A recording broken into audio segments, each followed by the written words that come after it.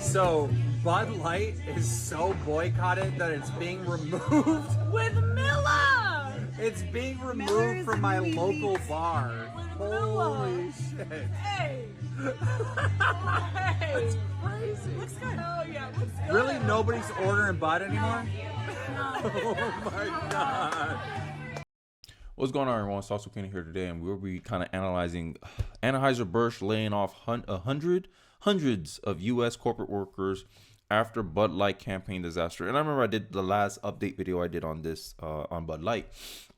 I remember mentioning how they were making marketing mistakes and that their new marketing slogans, not like their new marketing blitz, is not going to work because at the end of the day they didn't address the core issues that the consumers were having with them.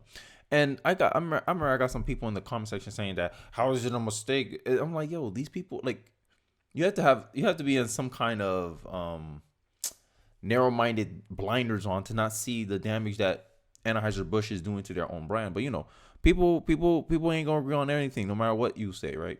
So I digress. But hey, as I mentioned before, Anheuser Busch is to lay off hundreds of U.S. corporate workers after Bud Light campaign disaster, and a disaster it was. Right, they're due to release their quarterly earnings for Q2, I believe, in August.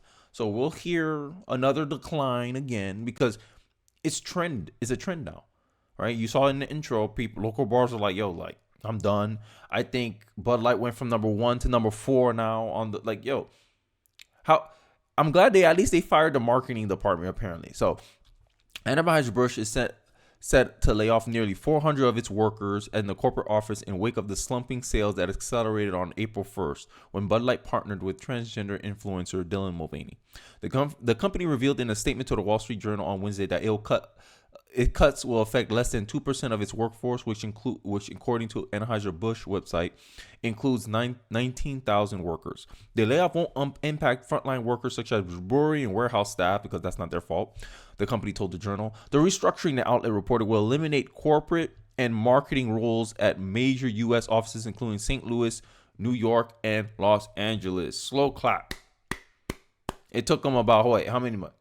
Almost 4 months to, I guess, put out some type of consequence. And a part of me thinks that they were taking so long because they really wanted this to just blow over, but they just noticed that, damn, this is not working. And imagine that. This is why I said, like, you spared the rod, you spoiled the child for a reason, because you spared giving the marketing department any consequences. You put your marketing executives on leave. Some people say, hey, that was a covert way of firing them. Who knows? They still deny that they fired them. But now, in July 31st, at the time I'm making this video, they fired they're planning to lay off a lot of the marketing roles and corporate workers in their office. So, go back to my point was, you took so long to fire the marketing people. You letting a bad idea fester, right? Like, you know, slaying your dragons. You let the problem get bigger and bigger to the point where now you can no longer absolve this problem, right? The marketing team that got you into this position is not going to be the same marketing team that's going to get you out.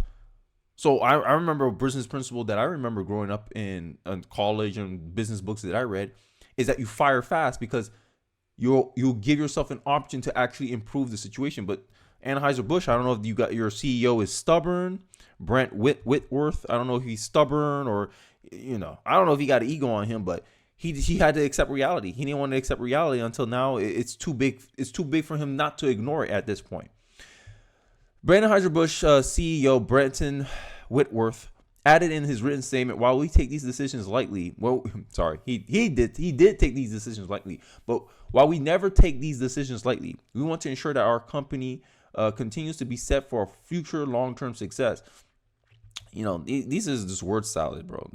I hate when corporations do this. Like, just tell it straight, bro. Like, don't sugarcoat. Oh, we never will take these lightly. Just say, hey, look, we messed up here, all right? We made the wrong bet. We made the wrong decisions, and now you suffer the consequence for it. And he's suffering in a way too. I'll be surprised if he's still CEO by the end of the year. But hey, we'll see. These corporate structure changes will enable our teams to refocus on what we do best: brewing great beer for everyone.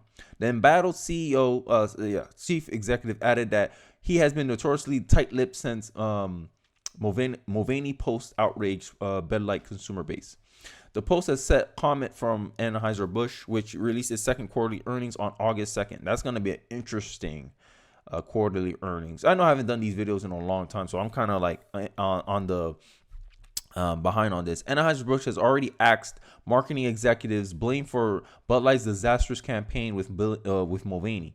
A regional head of marketing told the Daily Caller last month that while Bud Light's corporate partner denied that firing marketing VP Alyssa Heinachard and the group VP of Anheuser Busch mainstream profile Daniel Blake, they were actually gone. Right? So it seems this is maybe, I don't know.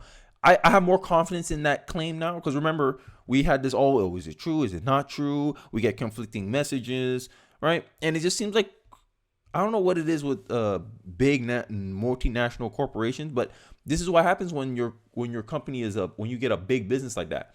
They're slow to change. They're slow to adapt, right? This is why startups have an advantage. When your company is small, it's easier to make fast and responsive and adaptive change. While you get these big corporate structures, it goes through layers and layers of bureaucracy just to get a stamp on a piece of paper approved. You got to go through like 5 layers of bureaucracy. Right, and you've seen the problem here too. That's why people say, why they don't just apologize? And the apology has to go through a bureaucracy. Shareholders are like, no, this is not going to hurt. This is going to hurt our branding, right? Like these executives are acting like politicians. Never apologize. Like it's crazy. The source, who was granted anonymity for discussing internal company policies, added, to my understanding, if we publicly announce the word fire, it opens up the potential for them to sue us. That's why we should leave. We said leave of absence. I don't get this legal speak. How is firing somebody for damaging your company not like what gives them the right to sue you for firing them when you can look at it objectively and say, hey, Alyssa, you said you was going to take us from our fratty dying brand and set us up for the future.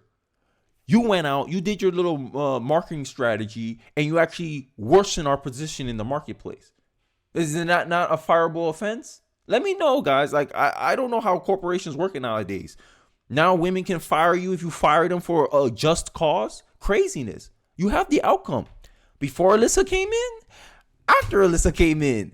Look at the results. Hey, you didn't do your job well. The outcomes didn't meet our expectations. You're fired. She can sue you because you said that in public. Craziness.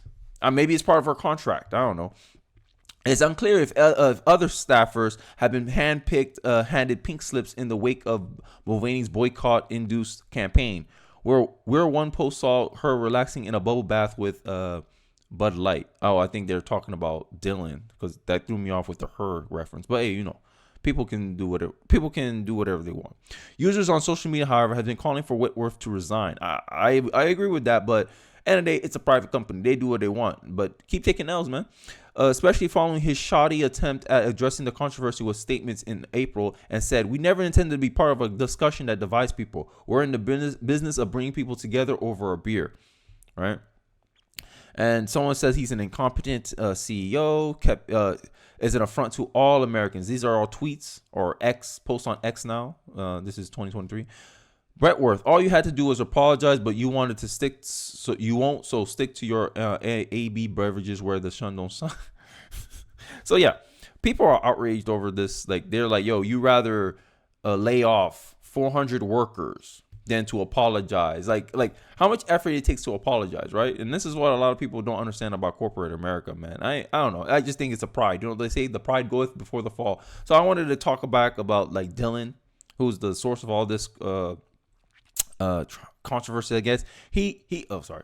Dylan is expected to scale back his trans joy to protect his overall well-being, right? So Dylan said that I can't stop saying it. Dylan said he's scaling back on sharing his trans joy as he celebrates his 500 days of acting like a girl, right? So he's saying that he's no longer wanting to be more as boisterous as he was, right? He calling people miserable, the typical gaslighting tactics, right? He hasn't posted a video in a while. Like it's hard for me not to see this guy as a male, right? So I don't know. So Dylan looked like he's struggling, but I don't know. I don't know who wins in all this. I don't know who wins in all this, but I think the boycotts is making its point. Honestly, like if a company has to lay off, bars have to switch out Bud Light for something else. It's just the market. The market spoke. The people spoke. What are you gonna do? That's the will of the people, right? And this is what these corporations need to understand. Like, you forgot who your consumer base was, and you thought you were too high, you were too far, like too up to fail, like too big to fail. You thought you could sit here and tell customers what they should want, and when the product don't work, a product don't work. When you test a theory in reality, and the reality shows you, hey, your theory ain't working, bro. Hey, this campaign ain't working, bro. Change your strategy, but you want to double down and not change your strategy, you suffer the consequences. So I don't feel bad for Anheuser Busch one bit. I think the signs was there, and I just think they weren't as attentive to their consumer base as they pretend that they were. But that's just my thoughts. How about you guys? What you guys are thinking in the comment section? Let me know in the comment section below. Don't forget to like, comment, subscribe. I really do guys appreciate you guys for watching to the end of the video, and I'll catch you guys on the next video. Peace.